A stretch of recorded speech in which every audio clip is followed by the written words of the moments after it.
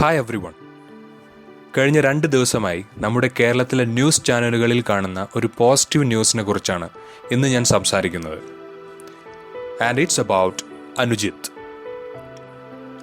മരണം അത്ര സന്തോഷം തരുന്നൊരു വാർത്തയല്ലെങ്കിലും അദ്ദേഹത്തിൻ്റെ മരണശേഷം ചെയ്ത കാര്യങ്ങൾ വളരെ പോസിറ്റീവായതും വളരെ നല്ലതുമായ വാർത്തയാണ്. So I am so glad to share it in this channel. മരണശേഷം അനുജിത്ത് ഇപ്പോൾ ജീവിക്കുന്നത് 8 പേരിലൂടെയാണ്.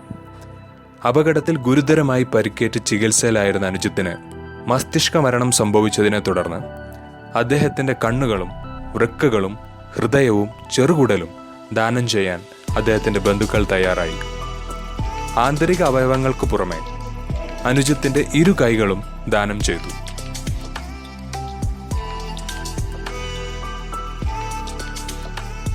അനുജിത്തിൻ്റെയും അദ്ദേഹത്തിൻ്റെ ബന്ധുക്കളുടെയും ഈ സൽപ്രവൃത്തി എന്നും ഓർമ്മിക്കപ്പെടട്ടെ. പുഴുക്കൾക്ക് ഭക്ഷണമായി മാറാനുള്ളതല്ലേ ഈ ശരീരം, അല്ലാതെ മരണശേഷം നമുക്ക് ഈ ശരീരം കൊണ്ട് എന്തെങ്കിലും പ്രയോജനമുണ്ടോ? ഒരവയവം സ്വീകരിച്ച് ജീവിതത്തിൽ സന്തോഷവും മാറ്റവും കൊണ്ടുവരാൻ ആഗ്രഹിക്കുന്ന ഒരുപാട് പേർ നമ്മുടെ ഈ സംസ്ഥാനത്തോ അല്ലെങ്കിൽ രാജ്യത്തോ മാത്രമല്ല, ലോകത്ത് മുഴുവനുമുണ്ട്.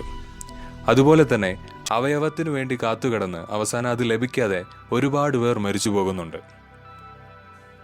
അവയവദാനത്തെ മഹാദാനമെന്നാണ് പറയുക. ഒരവയവം ശരിക്ക് പ്രവർത്തിക്കാത്തതിൻ്റെ ഫലമായി ജീവിതത്തിൽ എല്ലാ പ്രതീക്ഷകളും അസ്തമിച്ചൊരു വ്യക്തിക്ക് മരണശേഷം നമ്മൾ ഒരവയവം ദാനം ചെയ്യുന്നതിലൂടെ അദ്ദേഹത്തിൻ്റെ ജീവിതം തന്നെ മാറ്റിമറിക്കാൻ കഴിയുമെങ്കിൽ നമ്മൾ ചെയ്യുന്ന ഏറ്റവും വലിയ പുണ്യപ്രവൃത്തിയാവില്ലേ അത്?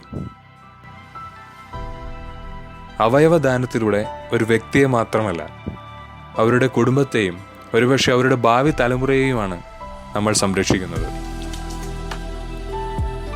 Anujith, I just want to take this time to thank you. I really appreciate your help. And most importantly, a big salute to Anujit and his family.